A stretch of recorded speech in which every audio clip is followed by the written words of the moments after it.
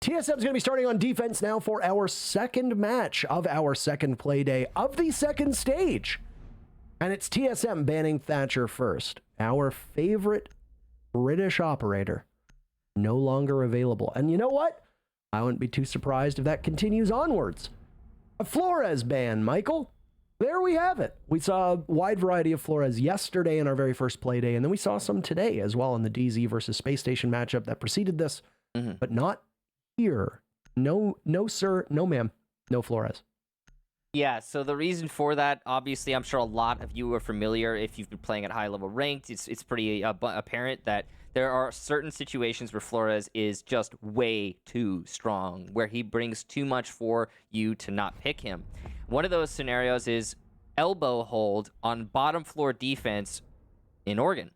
And that's really important because there are only two really solid sites for this map, top floor and bottom floor. So if a Flores is brought, that means you only have one true safe place, and even that top floor is directly influenced harshly by the Flores. So getting rid of him just eliminates a whole slew of possibilities for the attackers. I think it's a solid ban, specifically on this map. Valk ban as well, super common, and we have seen her ban rate continue to tick upwards. Recent changes to Maestro, Mira, Echo have moved them out of the must ban category, and Valkyrie has taken up that spot. And I gotta say, Valkyrie, you're doing a great job of it. Thank you so much for so graciously being banned every single time. Now, with Mai also joining her, we can dive into the bans, but for a second, you see something a little bit unusual on both sides of your screen. On the left-hand side, Bolo. We talk about him a lot. Jason Doty, Bolo himself. He'll be running the Lord Tachanka, who had a heap of buffs right before the 6 Invitational. And then Rudy is going to be running on Blitz. Now, if you did watch SI, you saw an abundance of shields being brought on Oregon, whether it be Clash on defense or both Monty and Blitz available on attack. Look at this lineup from Beast Coast. As they go to attack downstairs in the laundry supply room, this Blitz's focus is going to be very likely to take up space inside of Blue, which is where Pojo Man is right now, and then move over to E-Box, which is where Merc is just behind. That would be my guess, but maybe Beast Coast has some idea of how to use him that we don't know just yet. I think that's similar to Flores in many ways. Tachanka has a very specific use case. His radius is rather small. It's been buffed, but the duration is rather short, also buffed, but still like only certain situations where you're going to find use out of his utility. I do think that there are more situations where his utility is useful, either way, on this map. So this is a good pick for Bolo. I know people are going to say, oh, haha, he's trolling. But no. I actually think that you can make that viable on Oregon. There's just so many tight corners and so many close engagements. It kind of makes sense. Plenty of places to lob those fire grenades. We'll see exactly how Bolo uses Tachanka. I don't feel like we've still had a really good opportunity with anybody playing Tachanka as of late. And I mean, no real outstanding Tachanka plays outside of the couple attempts that we've seen on him holding down on Cafe. I would hesitate to say that we've had a showstopper round from the Lord. I'm hoping that we can have that. Bolo has struggled in NA League over the last couple months, even though he did have a tremendous performance at the 6 Invitational. When it comes to land play domestically, he has not been the strongest. We'll see if that breaks at all. My speculation, though, about Rudy, as we look towards the other operator that was mentioned on this Blitz, was that he would go through Blue. Oh no, instead he's going through Freezer, and he's being accompanied by Sippin. Ooh, there's the molly we were looking for. Rudy will eat a chunk of damage. More than half his HP. And Bolo, he knows what he's doing with this. There's been a lot of potential in Tachanka wrapped up in that utility. You just have to know exactly where to place it, and Bolo has clearly been practicing. More fire going out in front of Rudy, who's not been able to gap close as much as he wanted. 45 seconds left, and Beast Coast's focus on Freezer, but also at the bottom of main stairs. They don't really have much of an emphasis on the back part of this map. Fozo is there all alone. This is something we've seen from Beast Coast before, where they'll send Fozo through the back stairs to try and split push on his own. Despite the fact that they had a blitz on the board, it doesn't go very well for them, as TSM is just absolutely cleaning up And Bolo gets a huge moment at the end of the round and takes out 2 separate members of Beast Coast. TSM makes it look easy as BC's entire push falls apart, and round 1 goes in favor of TSM. You gotta love it when a plan comes together, Parker. And let's talk about that Tachanka play. I know we've been talking about Tachanka as an operator for a lot here, but I need to dissect what just happened. Bolo clearly was aware of where his Molotovs were going. The first few went to the same position, and that position was so powerful. Just on the other side of the lockers inside of Freezer, that not only forces the attackers back from that position where they are primed and ready to strike in through Freezer, but it also prevents their cross in general to deeper in Freezer. That means they have no control over the site, no leverage with which to facilitate a push into site for the laundry players. That's huge. And that's just a few mollies. No exposure at all, no risk taken from the Tachanka, and he stops the Freezer take cold. Love it. Well practiced, well thought out there from TSM. There was no cross from Freezer that Beast Coast could have taken where they run no risk of dying, or rather even no serious risk of dying. It was a pretty desperate push there. So that's a cool factor for that defense. But it's not the only one. TSM were on their toes when the push came in from Beast Coast, who were way delayed by the unexpected circumstances that TSM presented Beast Coast with. Well done. Wouldn't anything that happened in the Freezer be cold? It was kind of meant to be a little tiny pun, but I didn't want to focus on it because, you know, then it ruins it. Yeah. Except for the fire. The fire wouldn't be cold. It'd be hot. Good point. You know, I wonder if it was like an actual industrial grade freezer, right? And someone started a fire in it. What would happen? Like, I'm not sure. You know, cold doesn't make fire go out. Lack of oxygen. I know, but it's going to prevent things that have frosted over from burning at least as readily as I would imagine they would. So I'm just like wondering how quickly it would spread, what exactly would happen there. Like, I just want to see what would happen if a fire started in a freezer. You know what I think would happen, Michael? Right. I do not know. I don't know. You brought it back! Hey! He found an opportunity, everybody. Thank you very much. See, that's why he's the funny one. I appreciate it. And already I can see the YouTube comments saying, oh, you can tell he's sick of the other guy. That's me. I'm the other guy. Anywho, round number 2 underway. It's an upstairs hold, and Ozo has no pressure from any of the defenders whatsoever to open up this sheet leading into attic. Merc is watching it, but Merc can't hit his shots. Not yet. Fozo gets very lucky, though. And, well, even luckier. The recoil changes to that Jaeger might be the culprit, but Fozo manages to survive with his life intact. Merc has been pushed off of that position. ADS is burned. There goes the shield. Attic control for Beast Coast, at least for now. But Merc will re-engage. Oh no, damage done to him, but he's still around. Ooh. What a nice shot on the Fozo. That was clean. As Fozo hits the floor, there's still one player inside of Tower. Achieved is trying to flank Tower right now. He's in meeting by stage, leading into Green Hall. He'll think better of it. Here's someone maybe by split. He's worried about his flank. Merc is trying to assist. There's still someone in Tower, Merc. Biologic gets a freebie. His first kill of the match. And he seems to be aware of the potential green presence. Pojo will get Anthony, but no, he looks the wrong way. And Achieve brings this back to a decisive TSM lead. So rare to see the TCSG in hand, but Pojo is putting it to good use. Bolo's been down, so it's a 3v2, still favoring TSM. If Bolo can get picked back up, then he's in a better spot. Pojo trying his best, but no, he's disoriented. With Bolo still down and Pojo now dying, it's a 2v2. Achieved and Chala will need to do work, but you can never count Chala out. He takes down Rudy, and Sippin is there now as well. Does a lot of damage to Achieved. Expecting a push from the back, Sippin looks in that direction. He's going to have to post up. He could actually capitalize quite well on Achieved. He does so, but Chala does Chala things, and TSM takes their second round in a row. Chala just does not lose those with Frost. You put that weapon in his hand, the 9mm, and he makes it work with the 1.5, 35 bullets in the magazine. Beautiful stuff from Chala. Great round for both teams, frankly. I honestly thought Beast Coast had a solid chance of bringing that one back. So, let's see. The hard destruction was probably the greatest issue there for Beast Coast. They got the attic wall open, but wow, it took a long time. Like, oof, real long time. There are more efficient ways of doing that. We've seen a lot of different ways that wall gets opened up. I don't like that one that we just witnessed. The one thing it does do is it means that you don't have to play your Zofia in tower early on. As I'm sure most of you would notice, when it used to be old attic push meta, the Maverick will make 2 lines, one on the top of the wall, one on the bottom. That's your typical Maverick trick.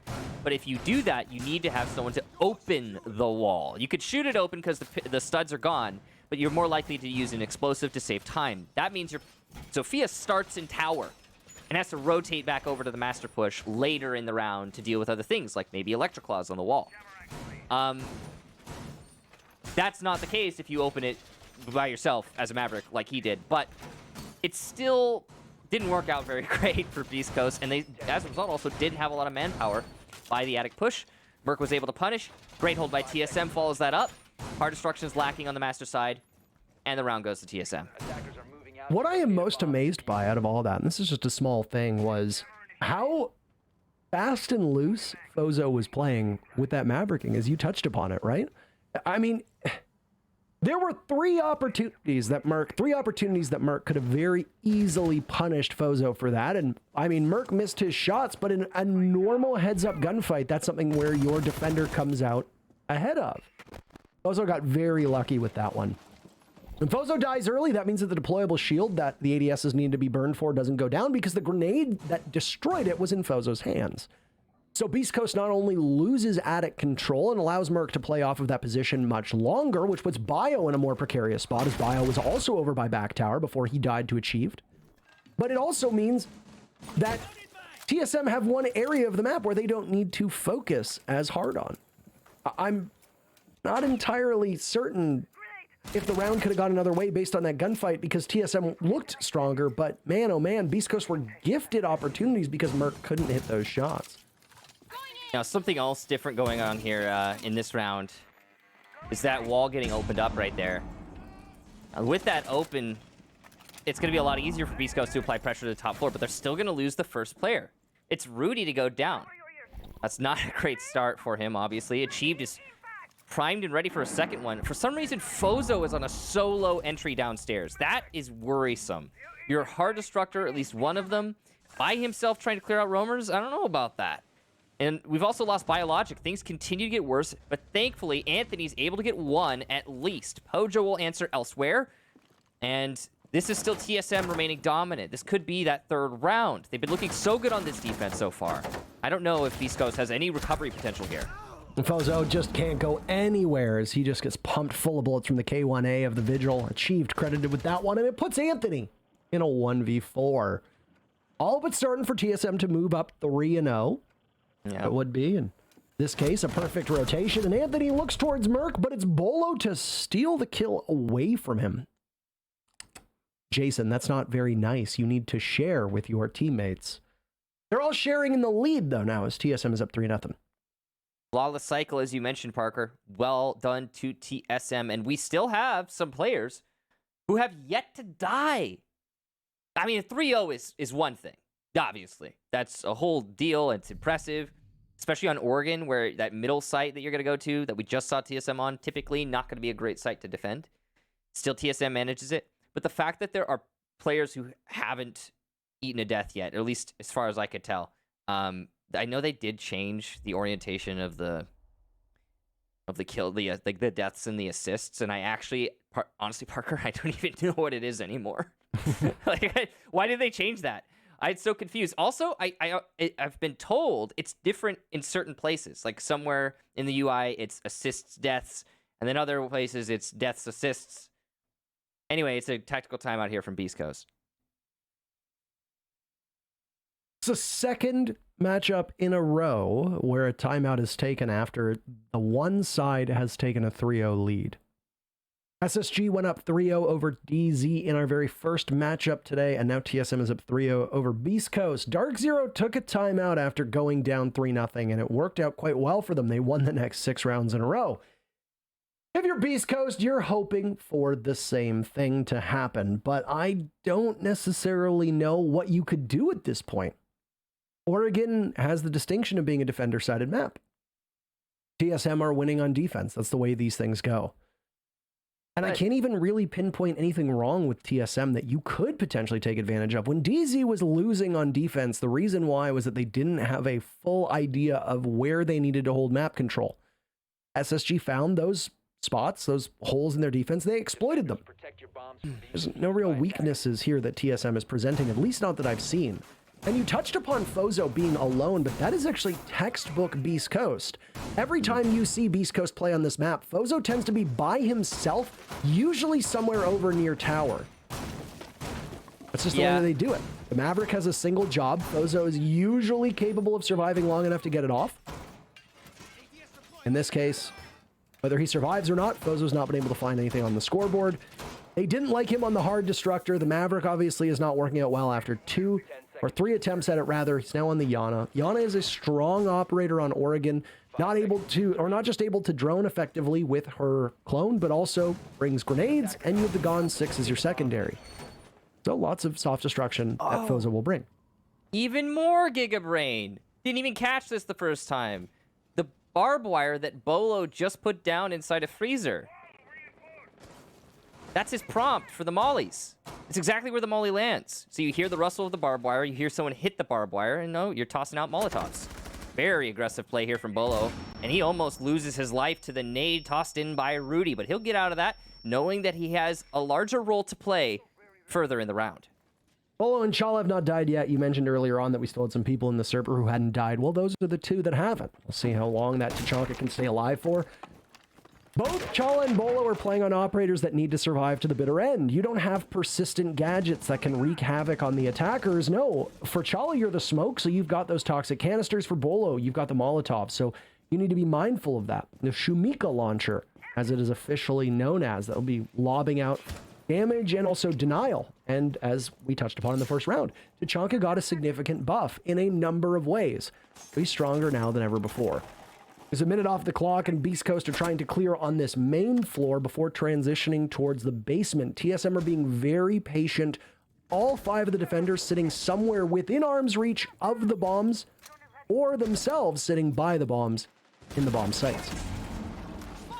Yeah, the one advantage that Beast Coast has right now is that they've managed to clear out all the roamers, they've got the vertical, and they now have a great situation to set up their execute. They can go from either way. Blue tower to pillar, freezer in main. I don't know if they want to deal with that Tachanka, though. That setup really did throw a wrench in the plans of Beast Coast last time. And I think it's more likely Beast Coast is going to angle for the blue tower, especially with their positioning right now. That's not going to be an easy proposition either, though. The way that this is set up, TSM has a good hold on pillar still as we hit the very last minute of this round. Obviously, Beast Coast didn't like that freezer take, which means that Bolo will have to look elsewhere to do some damage. This back tower take that's going to come out, and a drop through E-Box is all but the norm when it comes to this map. Which is looking to engage at a very close range, as an Ella will thrive in that particular area, but I don't know if he gets droned out or not. Teamwork instead. Some of those tosses from over towards Blue, and Pojo knows he can't really fight that. He's going to try anyway. Fozo takes out Bio. No, that's not supposed to happen. The first kill technically goes to TSM as a member of Beast Coast goes down. Sipit meets a similar fate. It's Bolo from deep inside of the site. Rudy watching over the hatch that'll drop into E-Box. Fozo in that same direction, but guess what? A Shumika launcher is going to stop your advance. On the ground, Chala guns down Fozo. He's not looking in that angle at all. Anthony with one on the Pojo. Rudy drops. He's dead. Bolo a double kill. And Anthony in a 1v4 with 3 seconds left knows he's not going to be able to accomplish anything at all. He's got that diffuser, but you might as well drop. Nobody from TSM is going to get the kill. So, well, if you're Chala and Bolo, you still stay alive. Through 4 rounds, they haven't died just yet, and TSM have not dropped a round through this game. Interesting round there. So Beast Coast are still struggling to get their entries, but it's also partially due to the fact that TSM are setting up to deny them so well. When you have a pillar hold and a blue hold, including elbow, from the defense, one of the most efficient ways to dislodge the defenders from those positions is to open up E-Box drop. That's the one in meeting that leads to E-Box. So once you get that open, you can make a lot of explosive plays out of it. It is surprisingly difficult to stop an attacker from making a play from that drop. Obviously, you're going to have the advantage for a short time as the defender if you're able to hold the angle on that drop, but there are so few places where you could do that and not die to a push from somewhere else. So typically an attacker strategy on that site, if you're coming from that side, is to drop an E-box while executing down tower stairs, while executing through blue, and that way the defenders in those positions are unable to react adeptly to your attack. They'll always get caught off guard by whatever your angle you're trying to approach at the time from.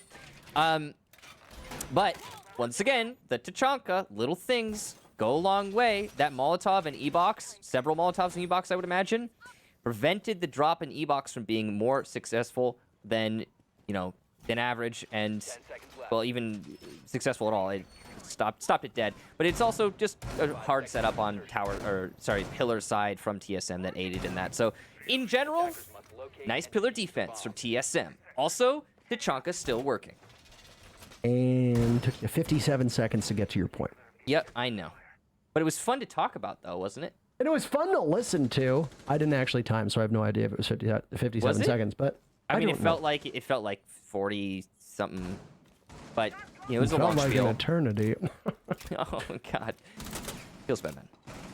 Anywho, an Sad. upstairs defense for the second time in a row. TSM has yet to drop a single part of this map, and well, would you look at that? Their fortunes for this 5th round are looking pretty good. Rudy, the Sledge, is 0-5. That is not where you want to find yourself at all, especially playing on what is often an entry or second entry position, depending on the way that Beast Coast organizes these pushes. Now, in a way, it was technically an entry for Rudy, but he died. So that is an unfortunate situation to find yourself in. Ojo is still playing off this angle. He does a lot of damage. That wasn't a headshot on the Sippin at all. Must have hit the shoulder. Well, Michael, it wasn't a headshot because it didn't hit the head. Oh, no. Bolo in action. Pojo gets one. Nobody from TSM has died in this round. Bolo is 8-0. Chala is 5-0. And Beast Coast, despite the praises of the analyst desk, are having some bad luck. Yeah. Fozo finally gets his very first kill, taking out Achieved, who swings from over towards Split, and now Fozo will head up the main stairs where Bolo is playing. Pojo is playing as well, and Fozo must have been doing some aim labs because he shoots the Nitro Cell through the air, but he's not able to stop the bullets at all. Bolo picks up the very final kill, 9-0, TSM 5-0. Final defense for TSM coming up.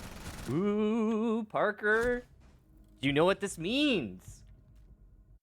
It means that TSM's in a good position to win?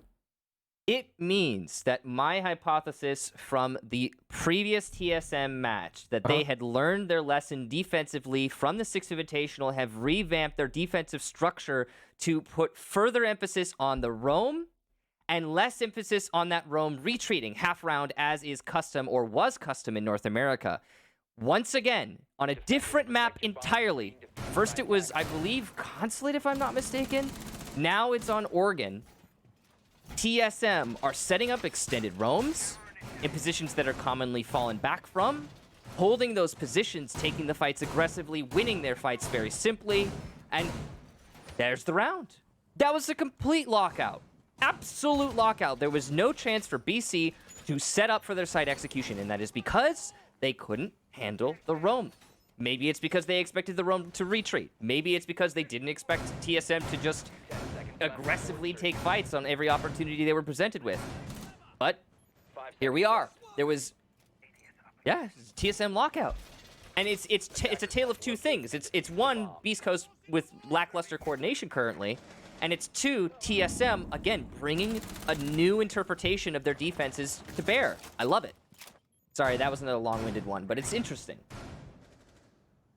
I think everybody here gains a lot from hearing you nerd out, which is the official phrase that we use in the business, to discuss the analytical side of this game and the analysis that you need to do. So, all that said, I'm sure there will be more to dive into, and you kind of need to just peel back a little bit, Michael. You gotta let those poor folks on the desk have something to talk about. Sorry. That's my bad. It's okay.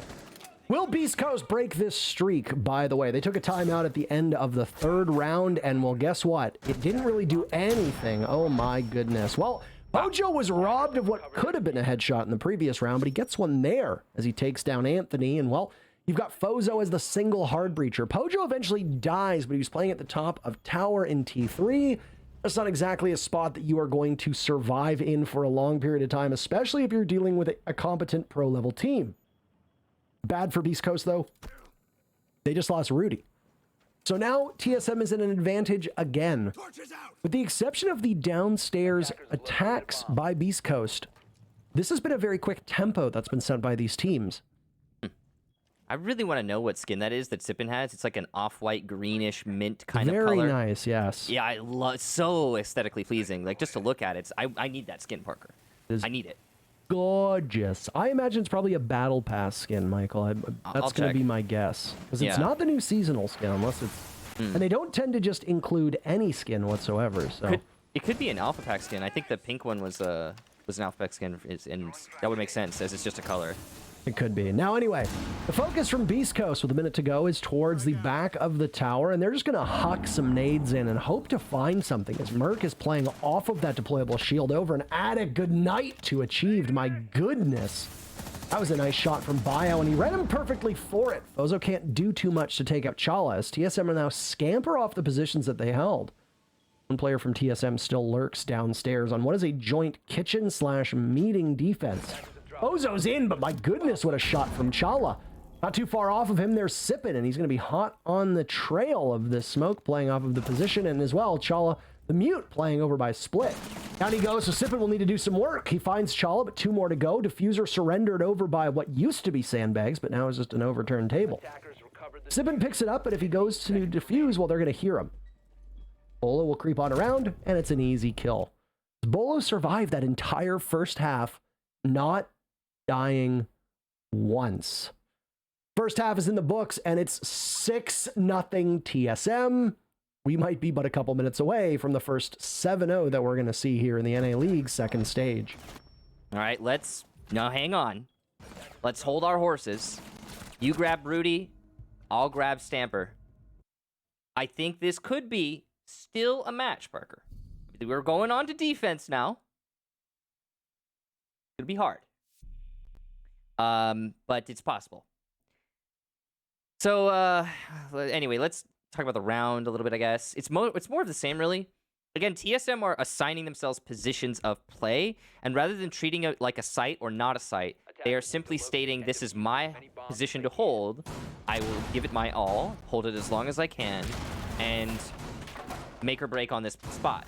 And again, that philosophy of, just staying where you are and doing your thing and setting up specifically to make it easier for yourself and not giving up on that midway is working for TSM. Beast Coast struggling, but they're learning a little bit. The problem is, while that was a much closer round than previous rounds for the attacking Beast Coast, they are now the defending Beast Coast, so a little too late. 10 seconds left. It's been a hard match for the Beast Coast fans out there. There has been very little for them to be proud of. In terms of objective play, they didn't get a single diffuser down. Keep in mind that coming into this matchup, Anthony got 5 plants through 6 rounds against OXG yesterday. There were 0 diffusers planted today. That is not an ideal spot to be in. Additionally, only 10 kills on Beast Coast's side of things through those 6 rounds. That is a dreadfully bad number. That is not where you want to find yourself at all. It's less than 2 kills around. That is a brutally low number. And of course, we're going to point this out. Bolo still has not died yet. He is 10-0. Chala did die, so he breaks that streak. But, I mean, at this point, a death or 2 is not really what you're focused on. What you're focused on for TSM is winning the game and getting back to the team house as quickly as you can. Yeah, there's still hope. Anthony's going to take the first bit of damage here from a nade. Wow, how did that? Was he standing there? How did that not kill him? Maybe it landed somewhere else. Maybe it's just... yeah, I know. Okay, I see that it's on the one on the right. So a little bit of damage, but no death there for Anthony. He will persevere. You can see that Beast Coast is set up very passively. They are trying to avoid death at all costs. Backs against the wall, or at least in the metaphorical sense. So they need to... actually, in the literal sense, too, honestly. Like, they didn't extend themselves at all. They're not taking any risks. This is about as default as it gets on a top floor setup. And they're just hoping that the time will waste away and win the round for them. At least that appears to be their disposition.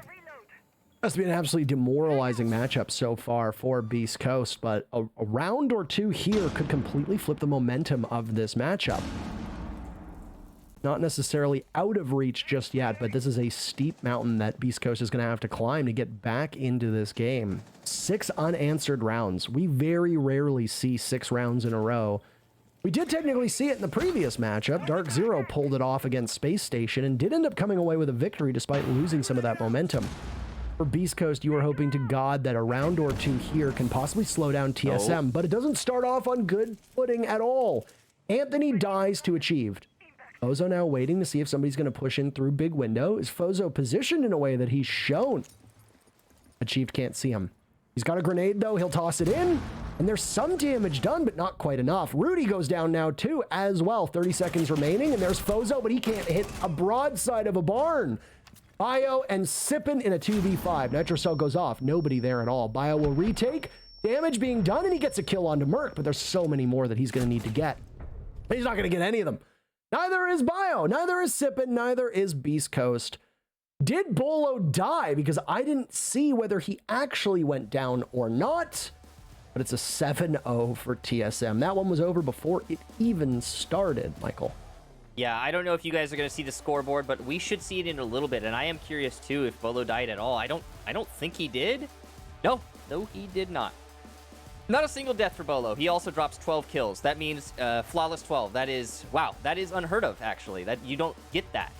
Anyway, well played to TSM. There's 2 things going on here, Parker. Number 1, Beast Coast had a terrible match day.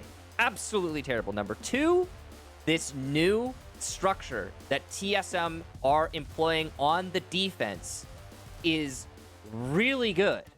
Really good. I love it. And I don't think most of North America is used to seeing it yet. It's going to take some time before TSM starts to lose again, in my opinion. Unless the next team to play them watches this in the last VOD and learns some lessons really quickly. I think irrespective of whether you are a fan of Beast Coast or not, to go from such a high that you had the #1 team in North America last stage, OXG, you push them to all 15 rounds to then getting 7-0'd in your immediate next game. That is a deflating result for any team, but my oh my, that's going to be hard to come back from mentally for Beast Coast. The good news is they've got a reset. This is our last play day of the week. We'll be back on Tuesday. So Beast Coast has plenty of time to grind through what went wrong and try to sort it out.